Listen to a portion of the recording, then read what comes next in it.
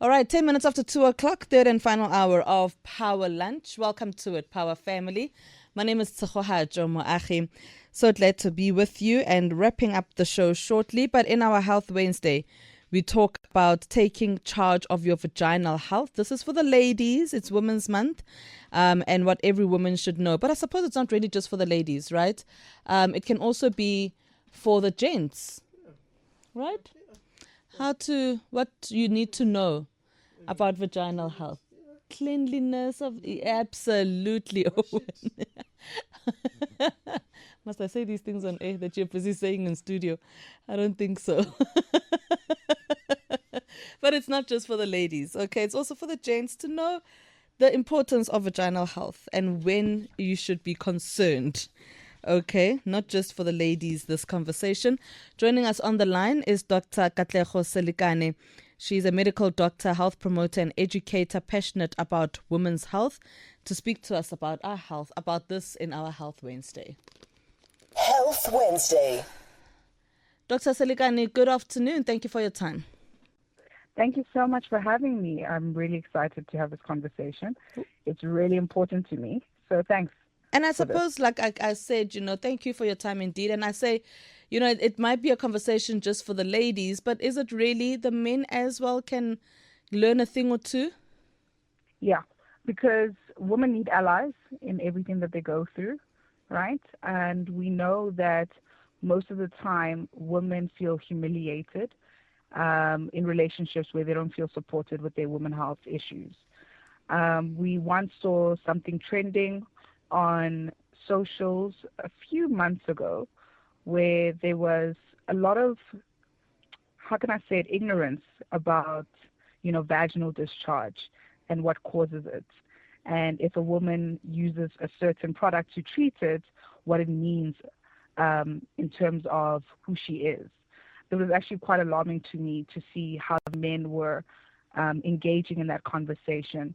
And it became of utmost importance that I even called it out on my TikTok and as well as on the Get Ready platform. Yeah. And it really is a concern, isn't it, that vaginal health still remains very taboo? Yeah, so look, the reason why vaginal health still remains quite a taboo is because even in our homes, it's not a comfortable conversation that is being had. And if it feels like a cultural taboo, how will you be able to go out there and own your vaginal health? There's a lot of shame and discomfort when it comes to women's bodies. And unfortunately, this kind of silence prevents women from going out there and seeking health care. And it isolates them. And it makes them feel that they are supposed to sit with this burden on their own instead of going out there and receiving the help that they need.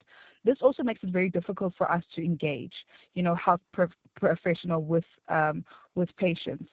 I remember I had a pap smear drive, and before we could actually get to the procedure, during the consultation, yes, you do the history and so forth, but there's also a section where you need to really make the patient feel comfortable.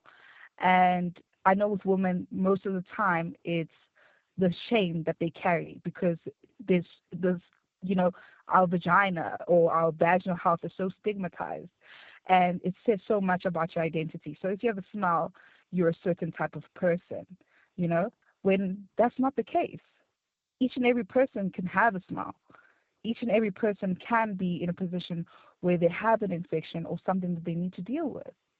And it doesn't really say about who you are, your hygiene, or where you're from. And also we know that certain socioeconomic issues can place you in certain situations where you do struggle with certain things that others don't. So we need to be a little bit more empathetic, and that's how we're going to deal with this taboo. Let's then address something that is often spoken about, right, when it comes to vaginal discharge, but also the issue of what we are washing our vaginas with. Is it cold water, warm water, hot water? What I do know, though, is that no soaps, right? Yeah, no soap. It's so great that we're having this conversation. I just went to a women's health women's empowerment event, and we had Dr. Gaini there, and she put it so beautifully, the fact that a vagina needs to smell like a vagina. You won't go to a jacaranda and expect it to smell like a rose, right? So let's allow the vagina, which is actually the canal, okay? So the external part of the woman's anatomy is called the vulva, okay? So also the fact that we're not using the right terms is also a little bit problematic, but I'll use the words interchangeably. But the vagina has its own self-cleaning mechanism, right? It has to be at a certain pH level, okay, for it to work properly. So it has its own ecosystem that it works at, right? Just like how you will drink red wine quite warm, and you have white wine at a lower temperature, right? Your vagina also has its own ecosystem where everything works very well at a certain pH level. Now, the unfortunate thing is that when we introduce things like douches, which is very common, or you bring in a soap, or you bring in a shower gel, blah, bath, is that we start to affect that pH level, and then that environment goes out of whack, right? And then that's when you start seeing issues of overgrowth of yeast, which will then lead to what's commonly known as thrush or candidiasis, or you'll have bacterial vaginosis, which is the one that is typically more associated with the fishy smell, right? Whereas your yeast infection is more associated with the itchiness.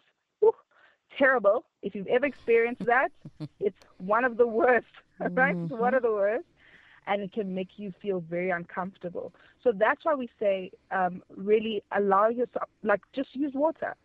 Honestly, just use water, and also be very aware of the kind of shower gel that you use.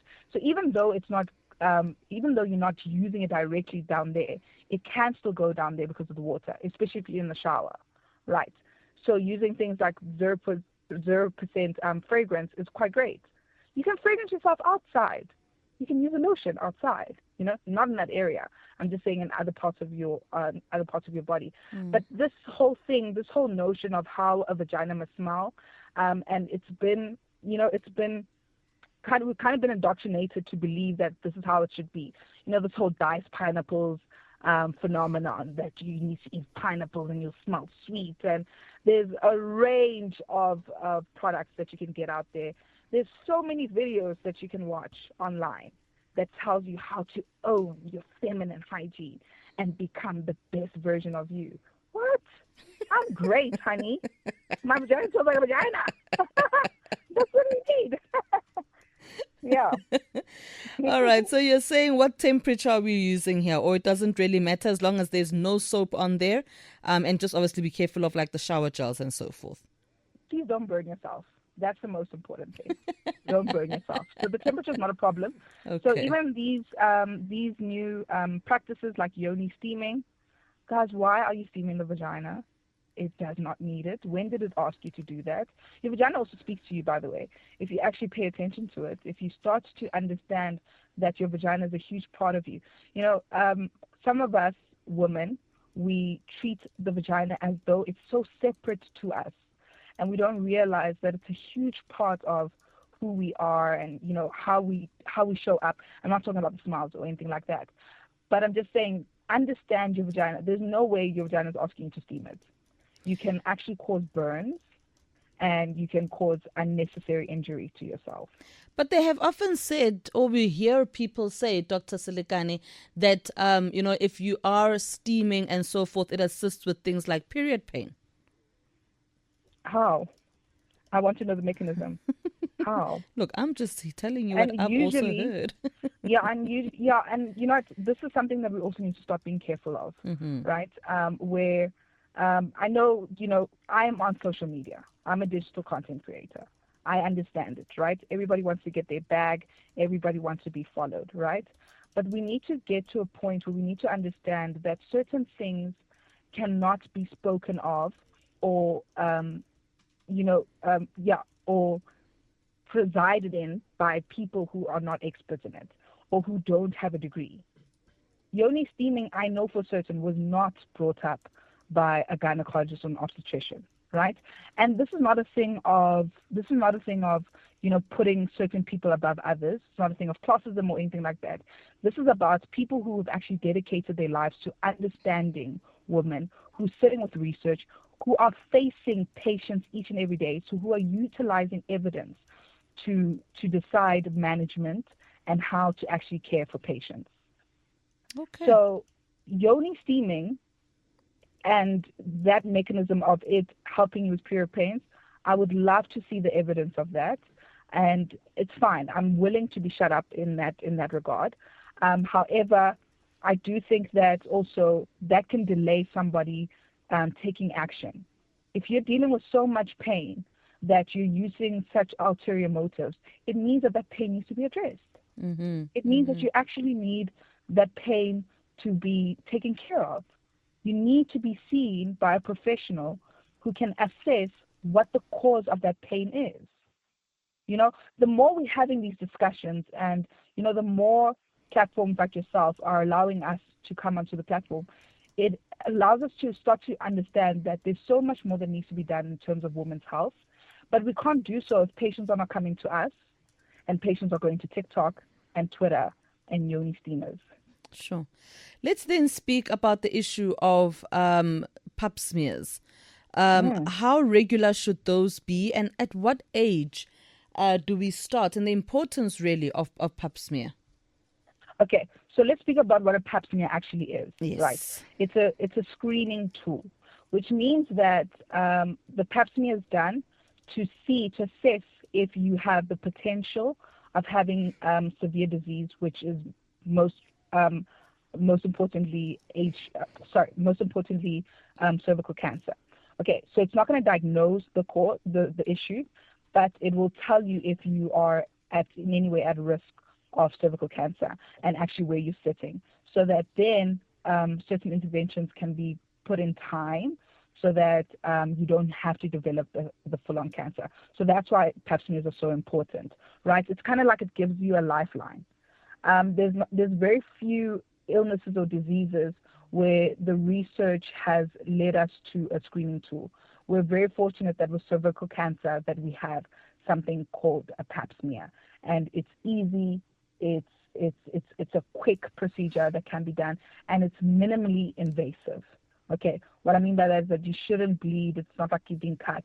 Okay, you just but you would be asked to open up your legs, and the cervix would be assessed, and then a swab is taken.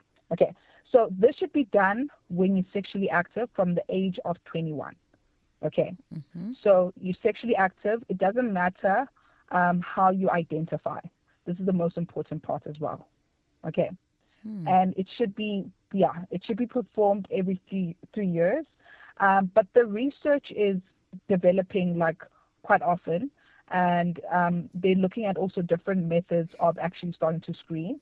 I know in first world countries, they're now looking at HPV DNA testing as being the first mode of screening, but we're still using pap smears in South Africa, right?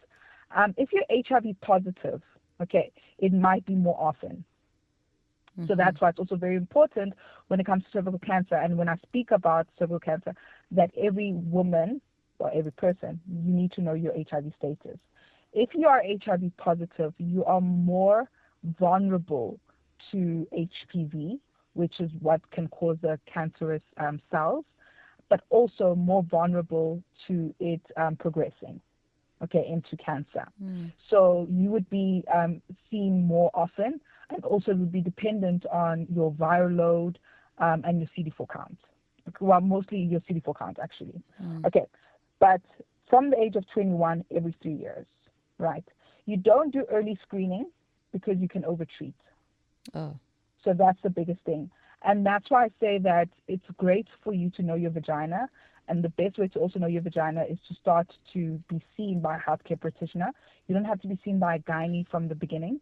You can be seen by a doctor who will actually tell you your tailored way of management. Because there's also people who have severe pap smear result, right? Who would need to be seen more frequently than the general population. In conversation with Dr. Katlego Selikane, she is a medical doctor, but she's got a passion, as you heard there when we started our conversation, about women's health promoter as well, and educator. And we're speaking vaginal health, what every woman really needs to know. But look, it's not every woman, as we said, even the men. Things that will come out of this conversation that you would also need to know. Questions, comments that you may have for Dr. Selikane, 0861987000 is the number to dial. You can also drop us an X at PowerFM987 at Tshego Moagi_. Alternatively, send us a WhatsApp voice note on 083-303-7093. We'll continue our conversation with Dr. Selikane shortly. Speak up. Call the Power Line on 0861 987 000. You can, of course, as well send us an X at PowerFM987 at Tshego Moagi_. Rinam says, weird conversation we are having. I mean, Dr. Selikane, is it really weird? I don't see how it's weird. I think it's very beneficial. True. They might not see value to it right now. However, if you are going to be in a relationship with a woman, then you need to assess why you're looking at the conversation in that light. This is something that deeply affects your partner. Yeah. Absolutely. On X as well, Monchu says, hi friend. Hello friend. Says Tobela Dr. Katli. What's the difference between a pap test and an HPV test? Okay, so a pap smear test, it's conducted in the same way, right? Pap smear, what they will do is they will look at cells underneath the microscope. Sometimes you can do your pap smear test with HPV DNA testing. So they're actually looking for the HPV, the actual organism, the virus that can cause cancerous cells. Okay. I don't know if that makes sense. And then they will type it, right? Because there's different types of HPV that you can get. The most dangerous or the most associated with cervical cancer is type 16 and type 18. So they will look at that. So sometimes you can have HPV, but it might not be associated with cervical cancer. So they might not do much more about that because it can regress on its own. However, if you have the more serious types, then they'd watch you much more closely, and then your management would be quite different. So pap smear can lead to an HPV DNA testing. However, I've seen this mostly in private. I won't lie to you. Yeah. More than in state. Yeah. Any reason for that, do you think? I think it's the cost. I think it's the cost, yeah. I believe it could be the cost. And it's not that pap smear test is not effective. It's still effective. So you need to think about if you're trying to serve many people, you need to think of the most cost-effective way so that you don't limit the access, right? Because then what happens is then it will change exactly how we are giving out care. Because you don't have enough. Yeah. So I'm not saying it can't happen in states. I'd be completely wrong. I haven't worked in states in quite some time. But it is cost effective to use a pap smear, and it is accurate. It's quite a good test. Okay. It's really a good test, yeah. The voice of Dr. Katlego Selikane, a medical doctor, and she is a health promoter and educator passionate about women's health. Well, let's go to news headlines, and then we'll continue our conversation with Dr. Katlego in a short while. Get in touch with Tshego on X at Tshego Moagi _. Or, of course, you can give us a call on 0861987000. This is Power Lunch. My name is Tshego Moagi, and we are in conversation with Dr. Katlego Selikane, who is a medical doctor. Give us a call, 0861987000. Questions, comments that you may have about vaginal health, what every woman really needs to know. So, Dr. Katlego, what are some of, you spoke about itchiness earlier, but what are some of those most common vaginal infections, and how can women tell the difference if something is minor and, I can deal with this, but when it becomes a bit more serious? Okay, so the most common infections that we see, yeast infection is an infection. However, bacterial vaginosis is actually a change of environment. Okay. But yes, we do see mostly your yeast infections, which can show up with white, very thick, clumpy discharge. Okay, it sometimes can go pink because you sometimes can have such bad yeast that you can bleed a little. It will also be associated with frequency in urination and also a little bit of singing while urinate. It can also have abdominal pain and the itchiness and the discomfort. And sometimes, well, hopefully you are looking at your vulva from time to time. If you put a mirror there, you'll see that you're quite irritated around the vulva or the labia. All right. And also it can lead to discomfort during sexual intercourse. That one is very easy to treat. There is over-the-counter medication that you can use. However, there also is behavioral changes that you need to invest in, like if you're eating a lot of sweets, if you are diabetic and you're uncontrolled, that would require attention because diabetes and high sugar levels in the blood stream can lead to recurrent yeast infections. And then also allowing your vulva to breathe.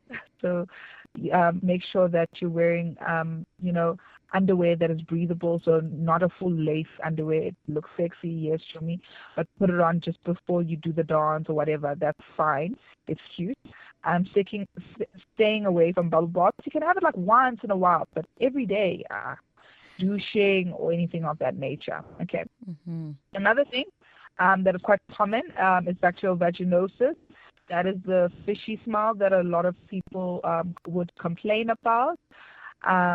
And that's because the pH level has been changed. Okay, this can be caused by sperm, so unprotected sexual intercourse, especially if you have multiple partners, right?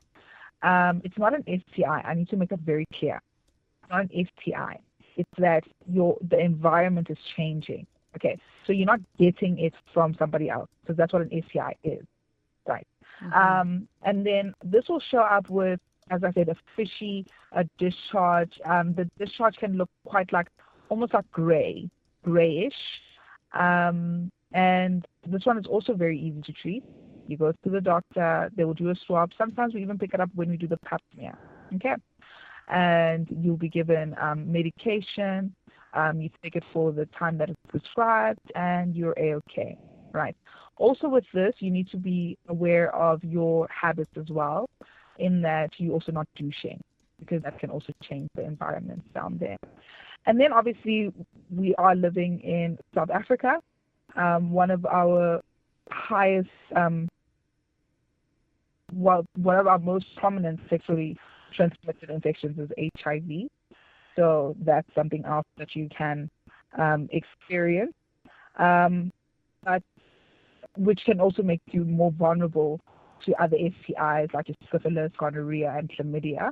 And this will show up with unusual discharge.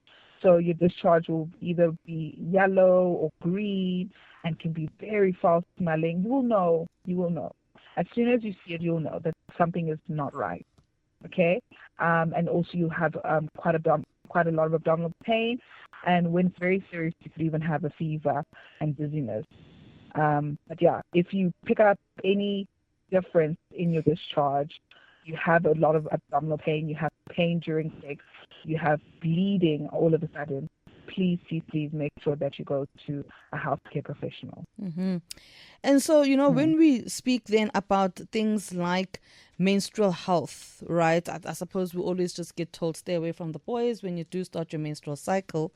But what are some of the warning signs that women should never ignore during their periods? I mean, we know of women who go through the worst kind of period pain, but what are some of the other vaginal issues that women should not ignore when they are on their menstrual cycle?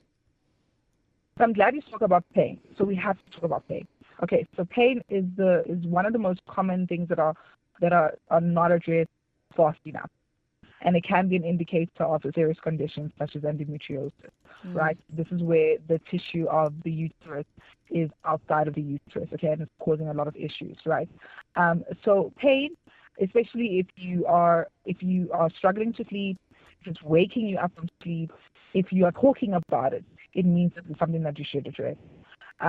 Even if somebody says to you, no, it's normal, No. The fact that you opened up your mouth and you said, listen, I'm going through this, means that that is something that is of concern and should be dealt with a healthcare practitioner. Okay, you need to be assessed for that.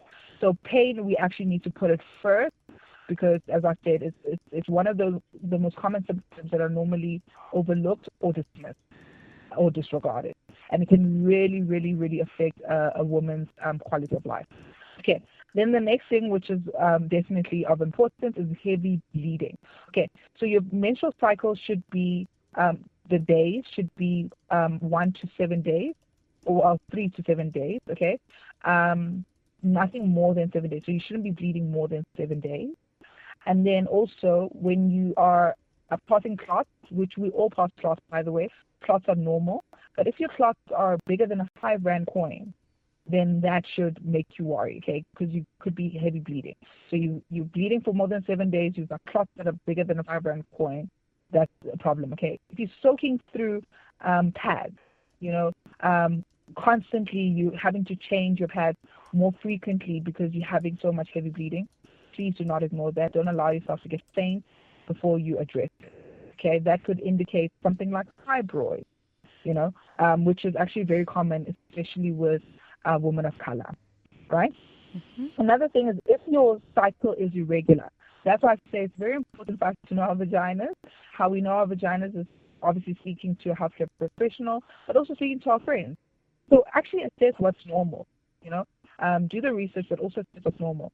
So if you're not getting your period every month, you're skipping a period, and you're not pregnant or you have not engaged in any sexual activity, and this is mostly to my teens, this could be an indicator that something is happening, and you're probably not even ovulating, which means that you probably have something such as polycystic ovarian syndrome, which needs addressing. Okay, and then bleeding between periods, which is also would be abnormal uterine bleeding, which can be an indicator of a lot of things.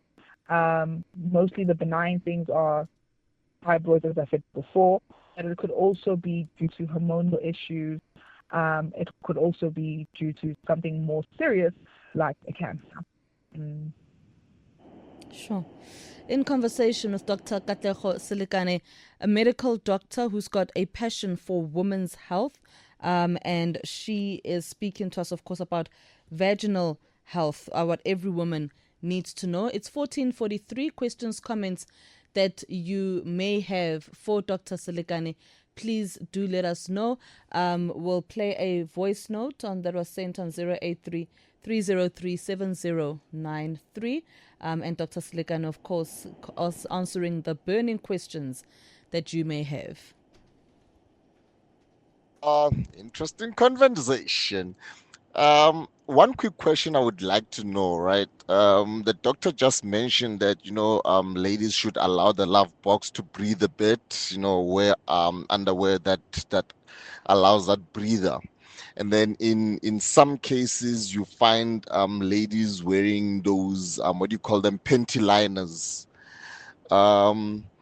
So does that now affect either the odor or the smell or the fresh air that needs to go in there? There were more poisons. All right, Deboho. Thank you, Dr. Selikane.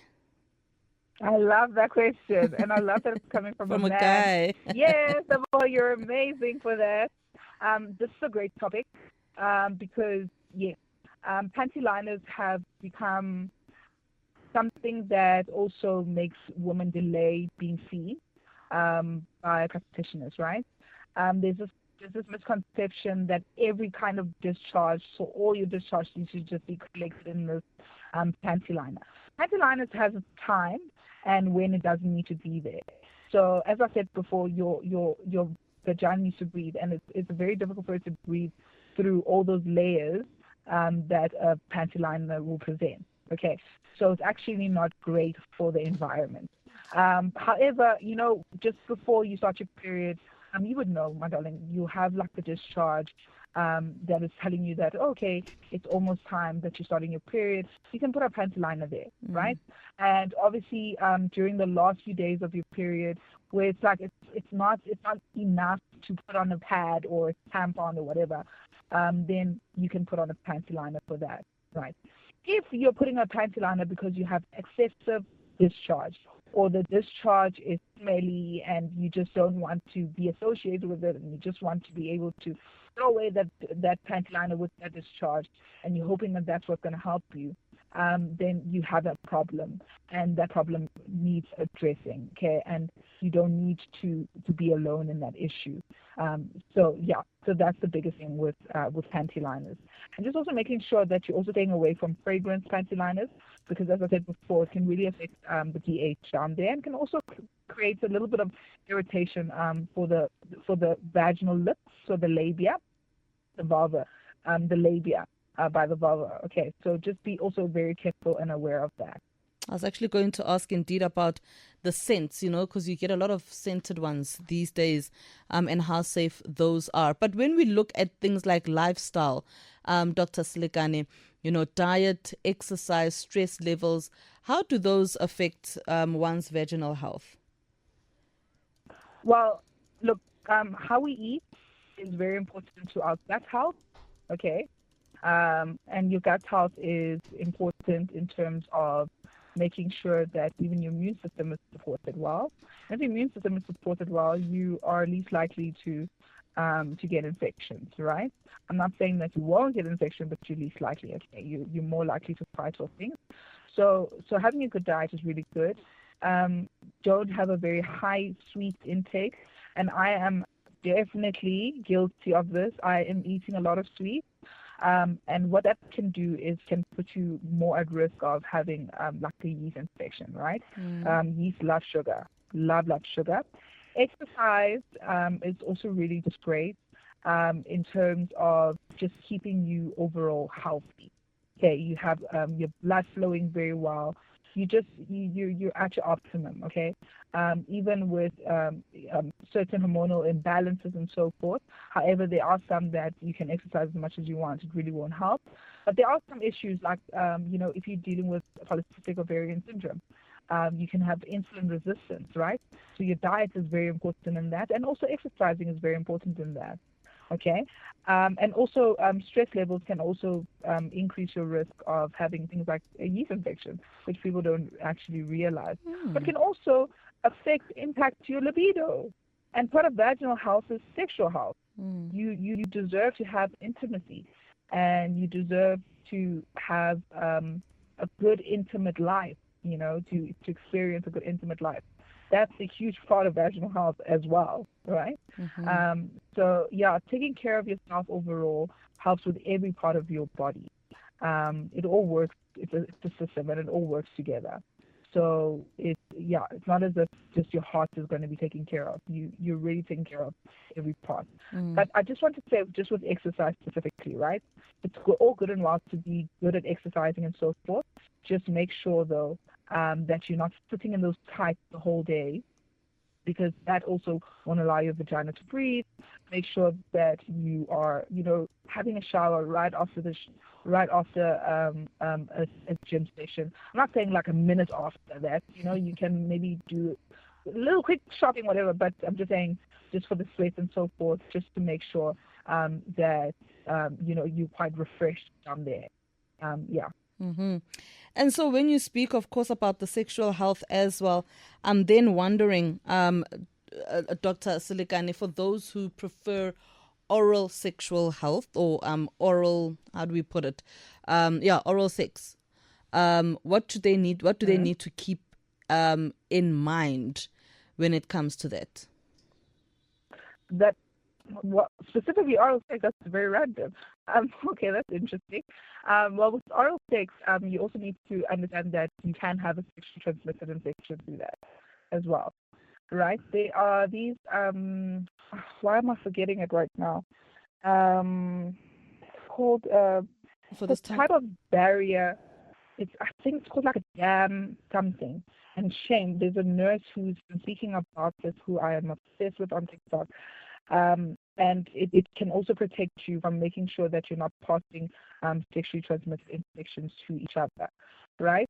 But in terms of a man performing oral sex on a woman, the only thing that I would say is please don't invite things into the vagina. There's no need for that whole thing. That was like quite a rave once upon a time. I don't know if it's a rave now, but it was a rave in my time. Okay, I'm not that old though, but in my time it was a rave. And also things like using like candies and all these other things, and also using lubrication that is scented for fragrance or flavor. Okay, can actually invite infections. Okay, the most common infection would be then the yeast infection, right? But also it can lead to things like bacterial vaginosis, where your pH level has been changed or altered because of the introduction of these lubrications. So just be aware of that.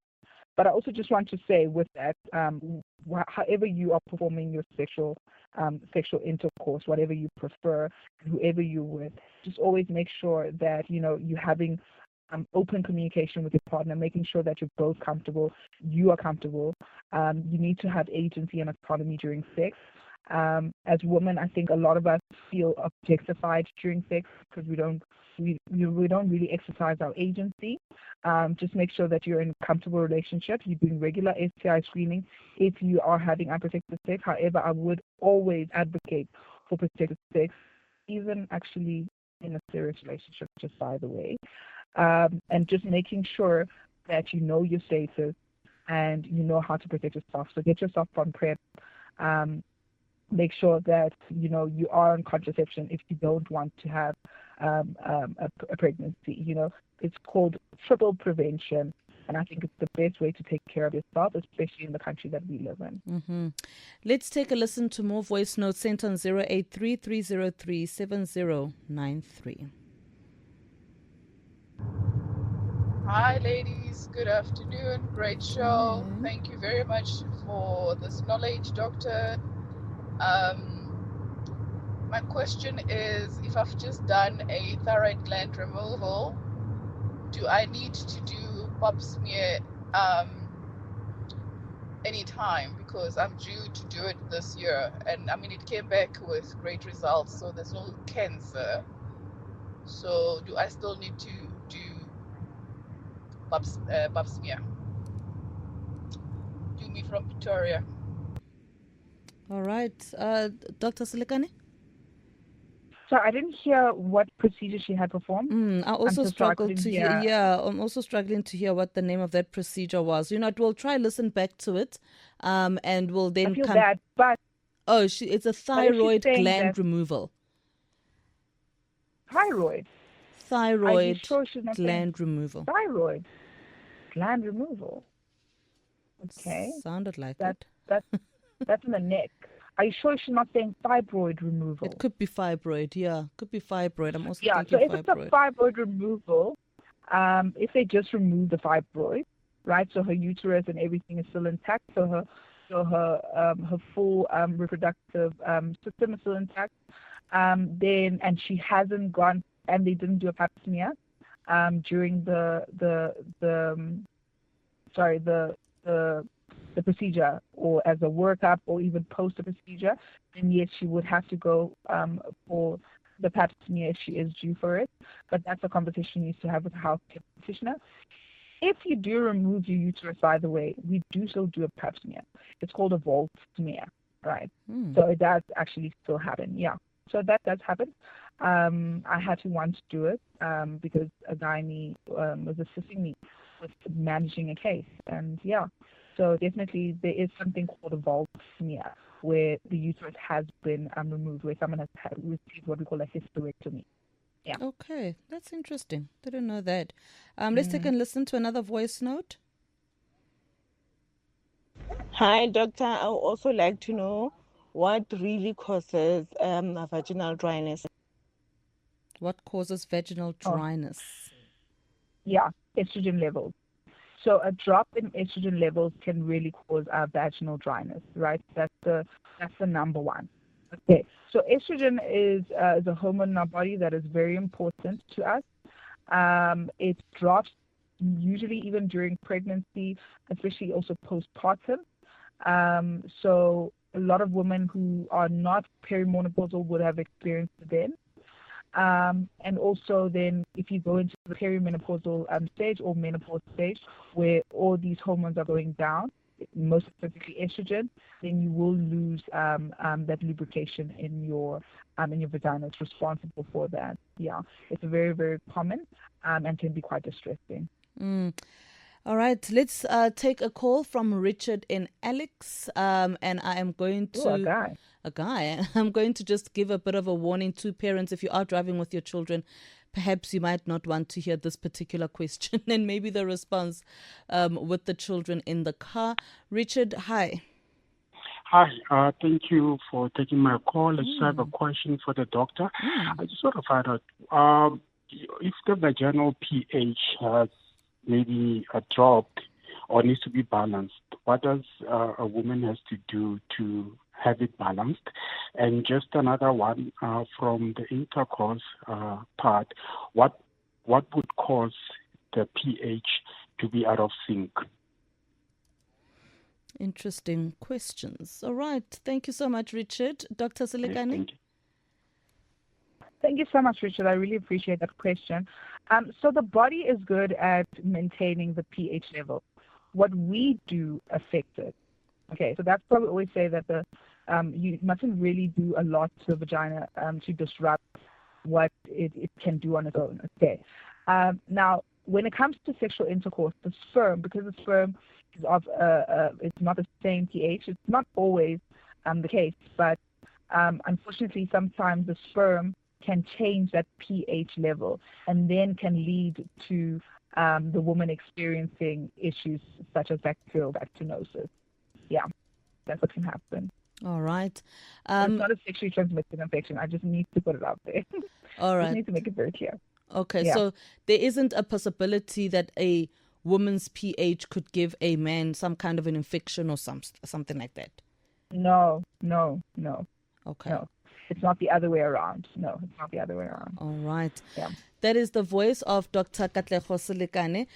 We've got another voice note sent on 083 303 7093. The numbers are a lot, Dr. Selikane.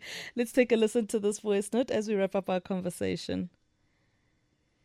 Good afternoon. I would like to know what causes the peeling of the lining between the thighs and the actual vagina. So between the thighs, the line that divides the thighs and the vagina, it peels. What causes that peeling?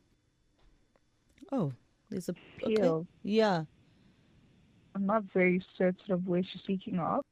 So, but she's speaking of basically like an irritation Yeah. outside. Mm-hmm. Yeah, I would be lying to you. I'm not very certain as to what could be causing that. It could be like a yeast infection, but not related to candidiasis. We have different kinds of yeast infections, so fungal infections, right? Commonly cause like irritation and that kind of what I would say dermatitis, right? Which means like inflammation of the skin. So I think it would be managed by both a gynecologist and possibly also a dermatologist. All right. Especially if it's recurrent and causing her a lot of discomfort. Yeah. Okay. One more voice note before we say goodbye to Dr. Selikane. Let's take a listen to this one. Good afternoon, Tshego. Innocent in Pretoria here. Bengisacela ukubuza ukuthi yiphi indlela right yokuthi I can tell my woman that her private part is not smelling nice without even offending her in such a way that she won't be offended. I would like to know if there's any help I can get from there. Dr. Yeah. Selikane? Shame. Yeah, I've received this question quite a lot. It is a difficult conversation to have because of the stigma and the taboo and so forth. And a woman would be, everyone would feel like immediately offended, right? Because you're thinking that it has to do with hygiene. It's the manner in which you do it. It's the empathy that you show. And coming there with a solution is always best. So saying that, hey, hi, babe, I've noticed that things have changed. Could it be that you changed your underwear? Maybe it's too tight and it's causing you an issue. Do you have an irritation down there? Is there something I can support you with? Can we go to the doctor? I still love you throughout it. I don't think you've done anything wrong, but I think something has changed. And maybe I could also be, I could also benefit from this. So I'd love to go with you, support you, and do whatever testing I need to do to support you in this. I think that's the most important thing, is to not come across as though you're blaming or you're shaming. Mm-hmm. If you come through supportive and empathetic and show that you have a little bit of insight as to what could possibly be a range of causes, then I think a woman would be quite receptive to that. All right, Dr. Selikane, for those who'd like to get in touch with you, how do we do so? Yo, follow me, me. If you know me, you know I'm a me. You can follow me on Instagram, Dr. K, so DRK _ SELIKANE. It's Selikane though, because Selikane, all and right. yes, and you can still find me also on TikTok, Katlego, Selikane, or Dr. K. You will definitely find me. I prefer that you find me there. I'm not working in a practice, so unfortunately you cannot see me. But there are wonderful doctors out there and wonderful gynecologists that you can find that will definitely help you with your issues. Amazing. And I'm hoping that you'll help. Amazing. Yeah. Thank you so much, Dr. Selikane. Really appreciate it. No, I got you. Dr. Katlego Selikane, medical doctor with a passion for women's health. And I hope that was informative as much as it was for us. Thank you so much to you, Power Family, for the love and the engagement. Thank you, Alex. Thank you, Owen. Thanks to Nyaka Lotefu, who was on the news desk until 2:30. Zweli is coming up next to keep you informed as to what's happening in the news, together with the Power Drive team.